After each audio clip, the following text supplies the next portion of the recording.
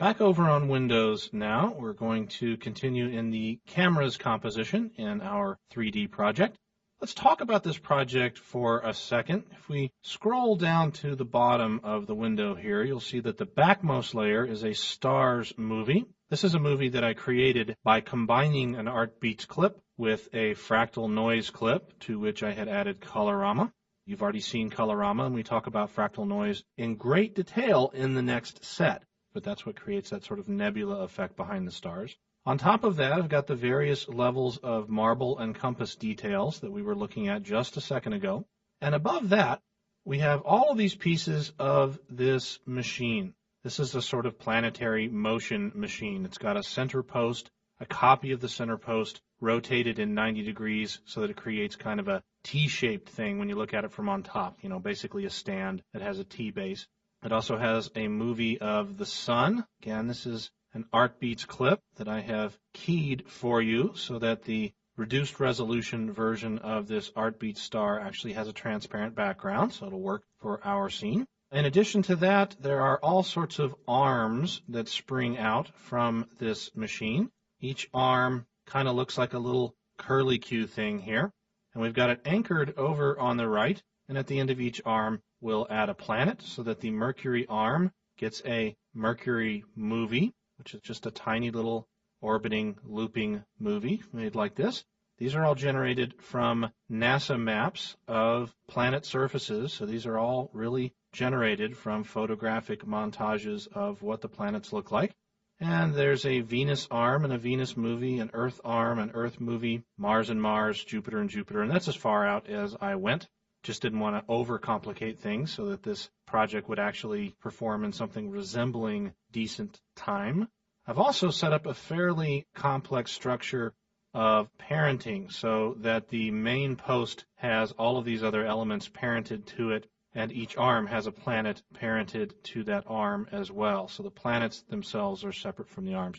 So that's how this project is set up. I've already arranged things in 3D space so that the anchor points of the arms coincide with the center post. And I've animated their rotation so that as we hit the space bar, you'll see the various planets actually rotate around that central column. In fact, let's take a quick look at a RAM preview just so we can see exactly where we're starting from. And with the RAM preview generated, you'll see we've got some nice little motion here. We've got our arms kind of rotating at slightly different speeds. We've got our planets out at the end of our arms. We obviously have a couple problems with this scene. To my eye, we're a little too far away from the important stuff at the bottom. Obviously, we'd like to have a more dynamic camera view, down a little closer to the floor, a little closer to the machinery. Also, the planets themselves, which as I mentioned started out as NASA textures, were turned into spheres using a plugin, in this case, FE Sphere, although there are several plugins that will allow you to do this, including Boris's sphere effect. But they still got rendered out as flat QuickTime movies, so that as we're rotating around, the planets obviously go flat when we see them on edge. There are ways to correct that as well, and we'll talk about that as we work our way through this project. But let's talk about adding a camera and giving ourselves the ability to kind of put ourselves anywhere in this scene that we want to, A, and B, render the results.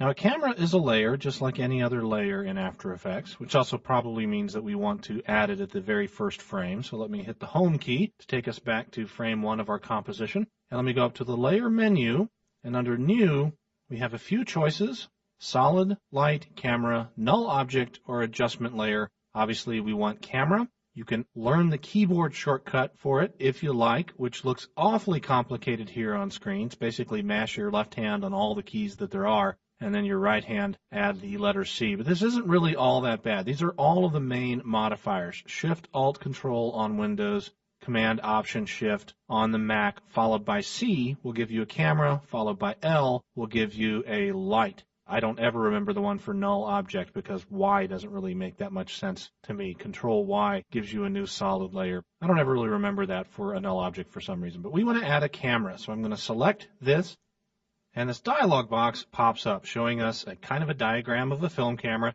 and a whole bunch of kind of scary settings about how a camera works. The After Effects camera is designed to work like a real-world camera, so if these values make sense to you, you can control them as much as you like. but what I would recommend to you is basically go to the presets.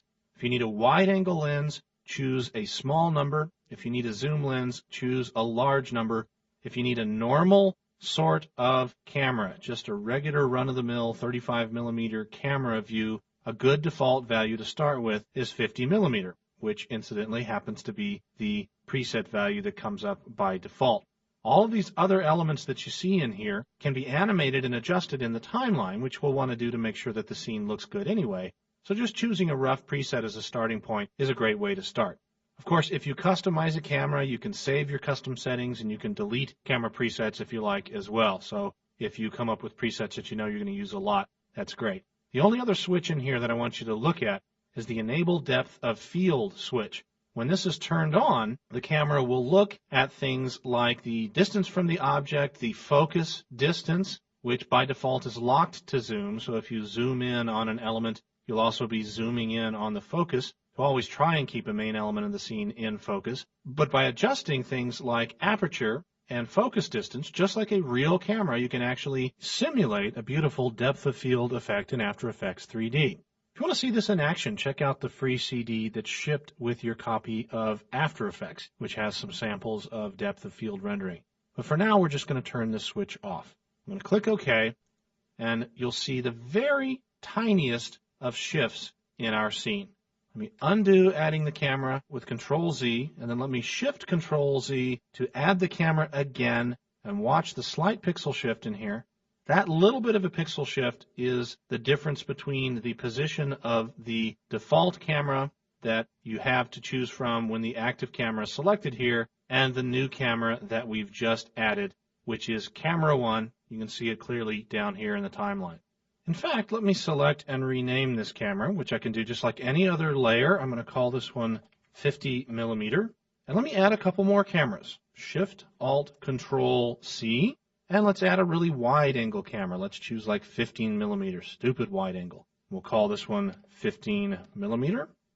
Click OK. And now let's add another camera. Shift, Alt, Control, C. And let's make this one a zoom camera. So we're way out at like 200mm. We'll call this one 200mm. Click OK. Notice that we've got the three cameras down here in the timeline. Order from top to bottom, 200mm, 15mm, and 50mm. In After Effects, the active camera, the render camera, is whatever visible camera, meaning a camera that hasn't been trimmed like any other layer in After Effects, or had its visibility turned off with the eyeball key over here. Whichever camera is topmost in the timeline is the active camera from which you render.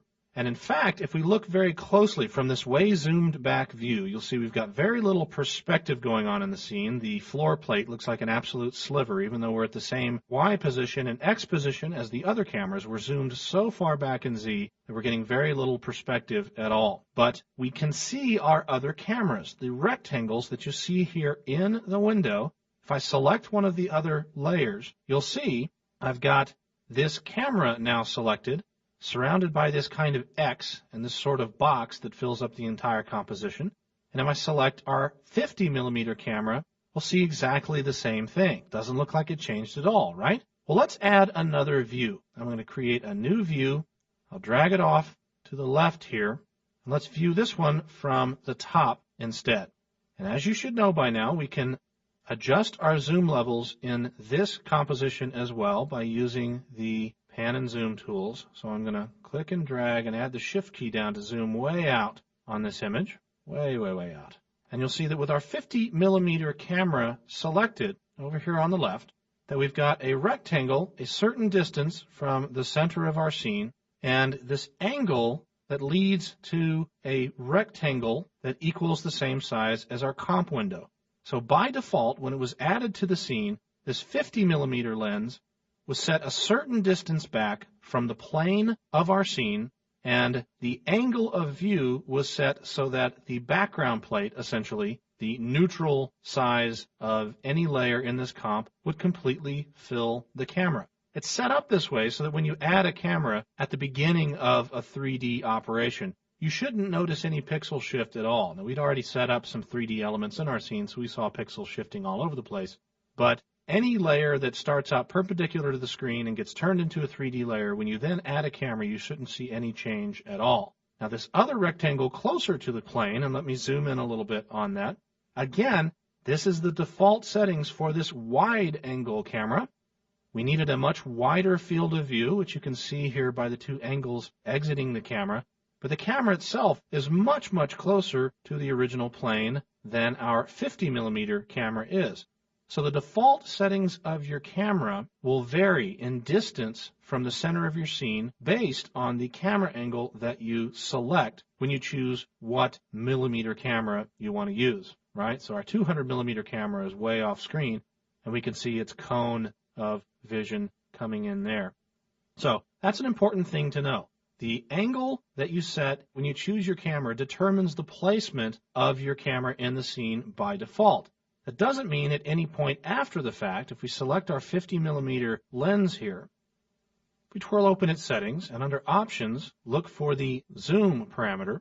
If we start adjusting the Zoom parameter, you'll see in our window now that the angle of view is getting wider and wider for that camera as its focal plane essentially moves closer to the camera, but the camera position itself doesn't change. So the zoom level of the camera determines the initial position of the camera. But after you put a camera into a scene, you can adjust the focal length as much as you want, and it doesn't affect the position of the camera anymore. It only affects the field of view. So if you're trying to fine-tune the field of view of a camera, you want to look at the zoom setting. That's how you adjust the field of view in the timeline. Now you may have noticed that we didn't see any difference in our layer to the right. That's because we're still looking at the active camera. We're not looking at our 50 millimeter camera. If you like, we can choose the 50 millimeter camera from our camera view here.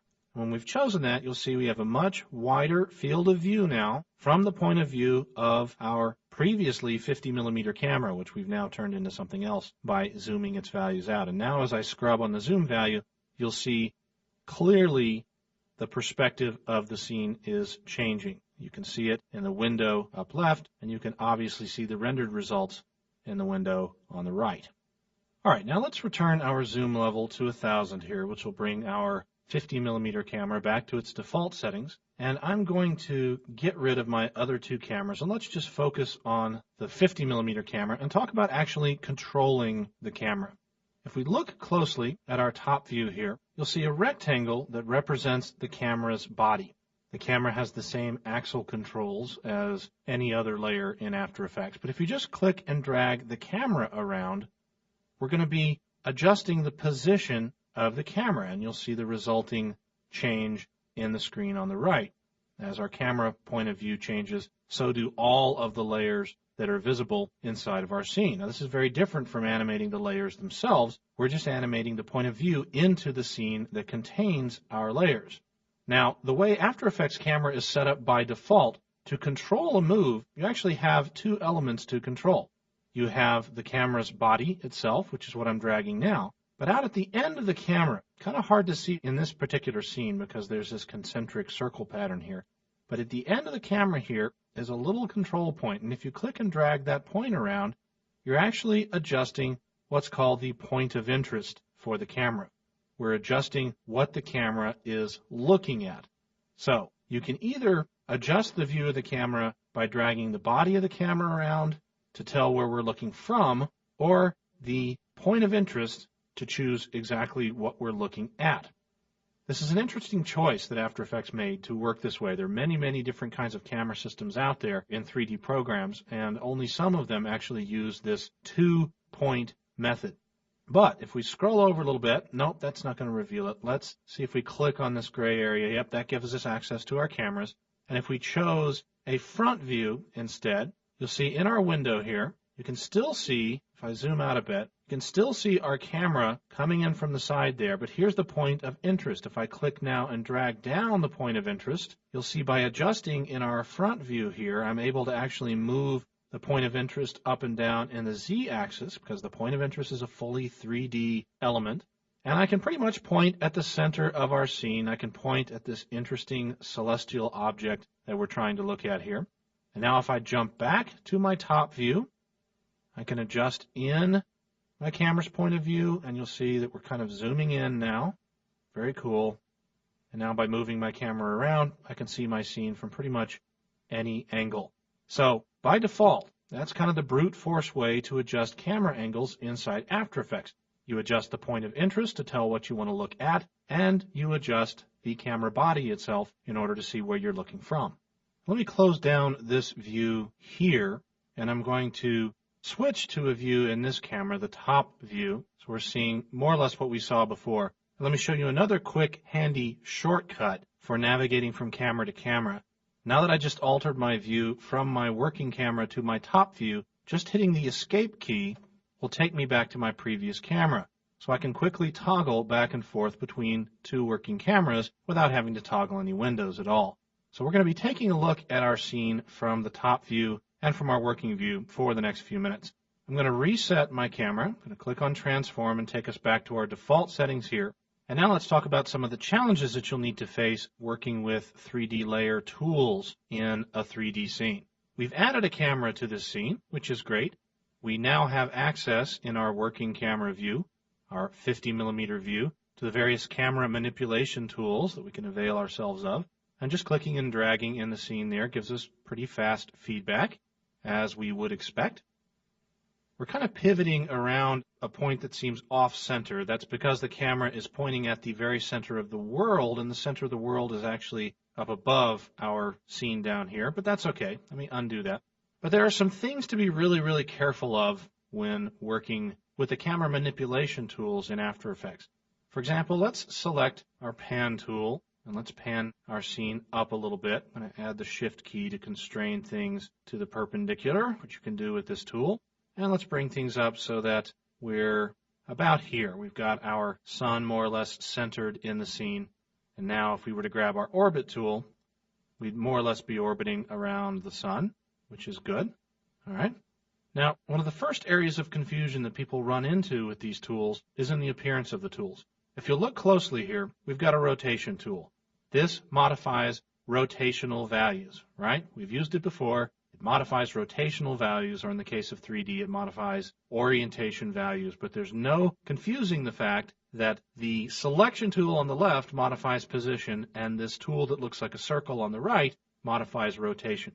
So when we look at the orbit tool, that's what this is called, this little rotation arrow around a 3D object. When we look at this orbit tool, it looks like the rotation tool. It just looks like a rotation tool for 3Ds. We've got this little 3D sphere inside a rotation tool.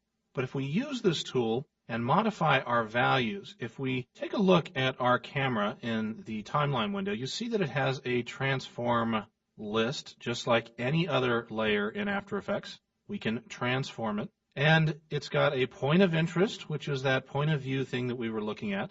It's also got a position, which is the position of the camera body. And it's got the same 3D orientation, X rotation, Y rotation, and Z rotation elements that we see on other three-dimensional layers. It does not have a scale property or anything like that. You can't scale a camera. You can only affect its zoom level to scale what the camera is seeing. But you can adjust its rotation, its orientation, etc., right? So if you pay close attention to these numbers and grab our orbit tool and start orbiting around our scene and pay close attention to the values that we see down in the timeline, you might expect to see them affecting rotation. But they're not. You can clearly see we are, in fact, adjusting the position of the camera and not the rotation at all. I mean, when you look at the scene, you can clearly see that the camera is looking at an angle down into this scene, yet as far as After Effects is concerned, no angle is involved. All we are doing is adjusting the position of our camera. What's going on here? Well, there are several elements in After Effects that can auto-orient themselves, okay? You can auto-orient a layer to follow a path, for example. Well, by default, cameras are auto-orienting themselves. They're automatically pointing from their position to the point of interest. So as far as a camera is concerned, these rotational values are always set to 0 because the rotation of the camera is being taken care of by this auto-orient command. You can actually see this if we right-click on this layer and under the transform property, choose auto-orient. And when the auto-orient window pops up, you'll see we have 3 different options: off, orient along path, and orient towards point of interest. Orienting towards the point of interest is the default behavior, and it's in fact why we even get this property down here in the timeline. If we turn this off and click OK, the point of interest goes away. It's as if it never existed. And now our camera's position was left where it was before, up in space, but we're still pointing straight down the z-axis, so we can't see anything in our window at all. Now if we adjust things with our orbit tool, we're clearly adjusting the orientation of our camera, as you can see here in the timeline. We're bringing the scene back in where we can see it with the same orbit tool, but we are in fact rotating the camera, whereas before the rotation was taken care of automatically by calculating the difference between the position of the camera and the point of interest in the scene. This is a very important thing to know because using a point of interest to animate can often get you into trouble if you're not exactly sure what you're doing. Let me undo things a couple of times, bring back our point of interest, and I'll undo the camera position that we just created. And let's say we want to animate a smooth pan across this scene. We want to start on one side of the floor and we want to pan across and end up at the other after about 2 seconds. So let's grab our pan tool, that's this one, and let's drag our scene off to the right until we're lined up with the left-hand edge of our scene. Now, as we know, when the camera moves, we're affecting the position of the camera, right? So if we just set a keyframe for position, which we can do here just in 3D as we do in 2D by holding down the Alt key and tapping the letter P, that would be the Option key on the Mac. We've just set ourselves a keyframe for position. And now if we move about 2 seconds in, I'll hold down Shift and hit page down 6 times, and now we're 2 seconds into our animation. And with my pan tool selected, I'm going to drag things over to the right-hand side of the screen. We should end up with a nice, smooth pan across the scene, right? Well, of course, I wouldn't ask that question if the answer was right.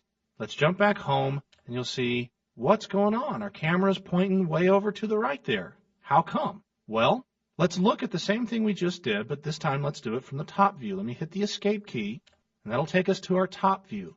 And notice, the point of interest is over here on the right-hand side of the screen. And the reason for that is when we're adjusting our camera's view with the pan tool, it moves both the point of interest and the position of the camera. So if I undo things a couple of times, take us back to the beginning here, you'll see we're starting out with a point of interest straight down on the edge of this layer and the camera body back here. But at 2 seconds into the composition, if I pan things over, I am moving both of those points. I am moving both the position of the camera and I am now moving the point of interest as well, which is clearly reflected here in the top view again. I've moved the point of interest. But I only set a keyframe for position. So I only keyframed the movement of the body of the camera. So as I work my way back across to my first keyframe, because I only set a keyframe for the position of the camera, the point of interest stayed where I left it after the second move. And I end up with a camera move, which isn't what I was looking for at all. So when you're doing these kinds of moves, when you're flying the camera around the scene, it's incredibly important to set keyframes for both the point of interest and the position of the camera, or you may get results that you can't predict. An alternative to this, if I just undo things a few more times again, bring things back to where they were, here we are starting looking down the direction that we want to go. An alternative to this is to just right-click or control-click on our 50mm, choose Transform, Auto-Orient, turn off Auto-Orientation towards point of interest, click OK, and now just animating the position will do exactly what we want. Here we are 2 seconds into our animation. Let's use our pan tool to pan smoothly across the scene, and because all we're manipulating is the position of the camera body, if we jump back home, we'll end up with a smooth pan across our scene. So those are your two options when you're doing these kinds of moves. Either make sure that you animate both the point of interest and the position of the camera layer, or turn off Auto Orient and only deal with the position and rotation of the camera. Use whichever mode is most comfortable for you. Just be aware that they're both there to keep yourself out of trouble. This gets very important in other areas as well. Let me undo things a few times again and try to get our scene back to where it was. We've got a point of interest, and let's set up our pan tool so that we're more or less looking at the center of the screen. Maybe a little off center will be fine. And now we know we have to animate the position of our camera. We've determined that now that we're dealing with position and point of interest. So what if we want to create an orbiting animation around the scene? What if we want to spin around this scene? Well, we've got a keyframe set for position. For good measure, we could even set a keyframe for point of interest because we just determined that's important. But now let's say over about 4 seconds, and we want to orbit around and view our scene from behind, maybe slightly above. Now you may expect in a situation like this that we're going to animate more or less in the orbital path that we just created. But in fact, we're not. If we jump back to frame 0, instead of orbiting smoothly around this scene, all we've done is set 2 positional keyframes as far as After Effects is concerned. And so the natural animation is going to simply be taking us straight from one keyframe to the other. And instead of orbiting around this scene, we're going to end up flying right through it, which, certainly is interesting from a design standpoint, but is not necessarily what you might want to do in a situation like this. Looks kind of cool, but we actually wanted to orbit around, not fly through. All right? So what do? Well, some obvious choices to make. The positional path of a camera is exactly the same in 3D as it is in 2D, so we can jump back to our top view and grabbing our adjustment tool, we can select our camera, drag it out to the side, and actually just adjust the Bezier handles, which work in 3D just as well as they do in 2D. So we can fine-tune our path like that. Note, by the way, and I just did this by accident, but when you're manipulating handles in 3D, it's very easy to grab the wrong thing. If you just grab the box that defines the camera, you can freely move the camera anywhere and it'll continue to point at the point of interest. But if you accidentally grab one of the axles work sort of like a local pan tool, and clicking and dragging that will move both the point of interest and the body of the camera, which might give you motion that's not exactly what you're after. And in fact, a glance down the timeline shows us that we've set a keyframe for point of interest by mistake, which we didn't really want to do. So, be aware of that. But let's adjust our path here into a nice circular path around our edge. And now if we jump back to our other view with the escape key, we can bump our resolution down even a little bit further, jump back to frame 0, and see that now we're fairly smoothly orbiting around our scene. So if you want to do an orbit like this, this is certainly one way to do it. You can kind of brute force in a curve by hand in the scene.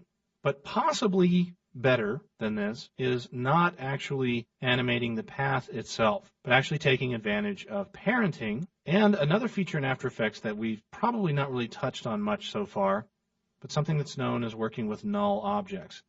Here we've got a preview going of our nice little orbit, which works fine. But instead of animating it this way with both position and point of interest, let's actually get rid of all these keyframes, which leaves us back at our initial settings, which I'll set back to half resolution so it looks a little bit nicer. And let's add a null. You can find it under the layer window, New, Null Object. And you can memorize Shift-Alt-Control-Y if you like. But Null Object will add what looks like a wireframe rectangle to the scene. And in fact, that's exactly what a null object is. It is a layer that doesn't show up, doesn't render. It's not designed to appear in your final composition. It simply exists as an object for you to use in your animation as a way of assisting you through difficult situations. And this is certainly one of those situations. The object does have dimension. You can actually scale a null object. And if you're using parenting, that scaling can be inherited by a child. You can rotate a null object, etc. By default, the anchor point of a null object, this is kind of strange, is in the upper left-hand corner. It's at the 0, 0 point, which was deemed the most useful place to put it.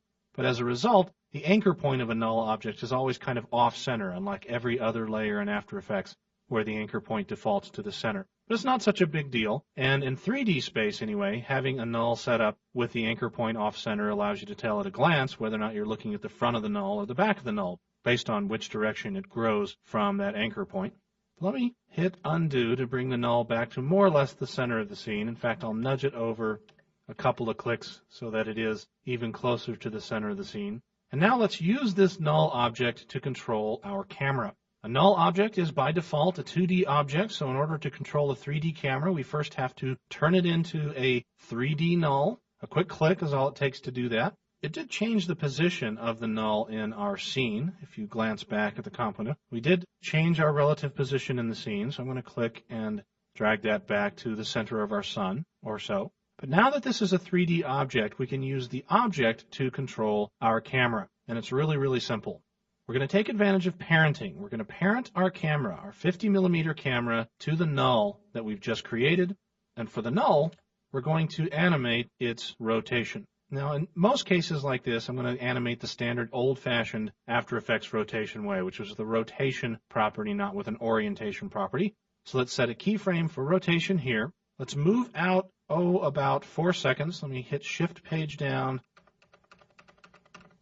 maybe 12 times or so, and that takes us out 4 seconds. And now let's drag our rotation value to the left, round about 180 degrees or so. And now, because the null is rotating, and the rotating null is taking the camera with it, the results are a smooth pan around the scene in a very predictable arc that always stays exactly the same distance from the center of the scene, and you get a much more controllable move around a 3D object.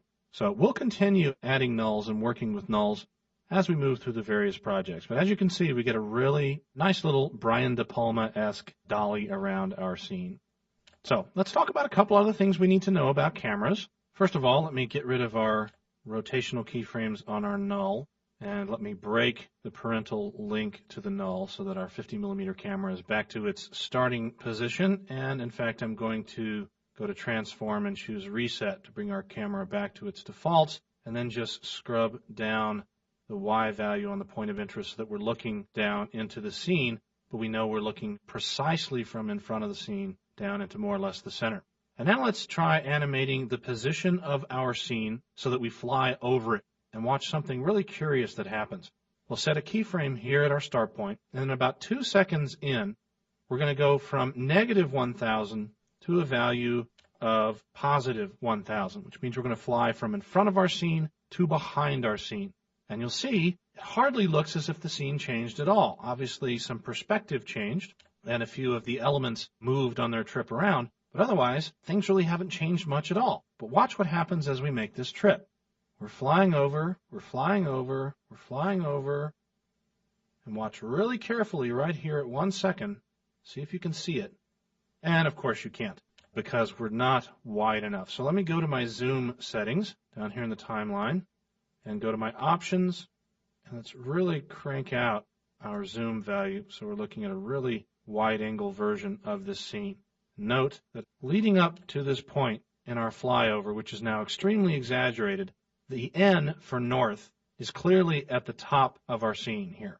But as we get to the exact center point and move to the next frame, bonk, everything has turned around and the N is now at the bottom. What's going on is that After Effects always attempts to keep a scene right side up by default. So as we're flying up and over this scene, we get to this magic point where we're directly over it, and then we get a little bit further, and it spins the camera instantly around 180 degrees to compensate for the fact that we've now passed over the scene, and now we're looking back sort of over our shoulders at it.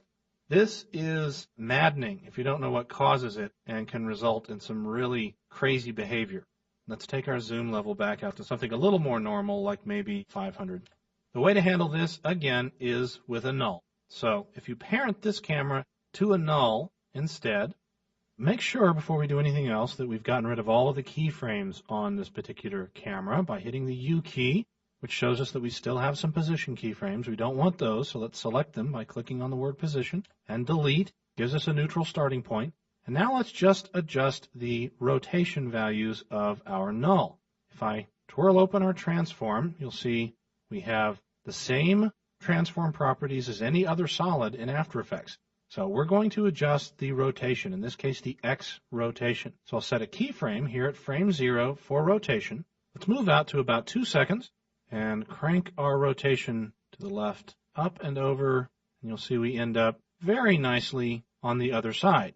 With one little problem, our scene is now completely upside down. If this works for you for your flyby, fine, problem solved. If, however, it does not, you need to also adjust the rotation, but let's adjust it in a way that doesn't result in a sudden flip over, right? So we'll do that by simply adjusting the Z rotation of our null. So if we get to a point about, say, here, where we're on our way up towards the top, but not quite at the top, and set a Z rotation keyframe, now we go up over the top. We can now adjust around this Z rotation keyframe to either positive 180 degrees or minus 180 degrees, doesn't really matter. And then we can ease those keyframes by selecting them and hitting F9. And let's take a look at what that looks like. We get up and we turn around in a much more predictable fashion, and we're back down again. And the results are much more pleasant than the abrupt automatic flip over that you get by default in After Effects. So one last thing I want to deal with cameras here has to do again with auto orientation, but not the way you think. Let me jump back to frame 0, and I'm going to close down our null. I'm going to break the parental link again because I don't want the camera to be parented to a null. In fact, I can get rid of the null, just delete it.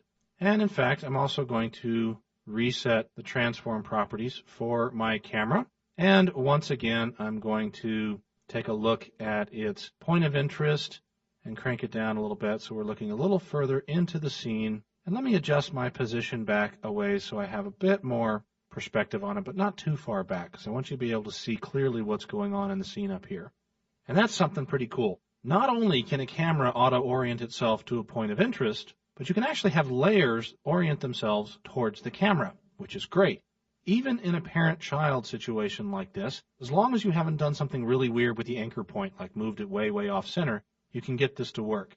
If we select all of our planets here, Jupiter, Mars, Earth, Venus, Mercury, and our Sun or Helios layer, we can, on any one of these, right-click or control-click on the Mac, go to our Transform palette, choose Auto Orient, and tell these layers to orient towards camera. When I click this button, all of the layers are now going to be set to orient towards the camera. And now, if I deselect everything, you'll see all of our planets suddenly look like spheres, no matter where I am, relative to the side of the arm. Where they were going flat before, they're not going flat anymore. And if I click and drag and move our scene around, no matter where I go with my camera, my planets always stay round. My little FE spheres renderings of the planets always stay oriented towards my camera. So you can actually fake much more realistic 3D effects by faking stuff like this with the orient towards camera feature on layers, which can really result in some pretty cool things. So you could do some just wild fly-throughs of this particular scene, just as wild as we're doing right now by yanking the mouse around, and always the layers would point straight towards the screen and look really great. So that is our introduction to After Effects cameras. We're going to continue to work with the cameras as we move from project to project. But in our very next project, we're actually going to stop working with pre-built stuff and actually create a cool little 3D scene of our very own, all from scratch.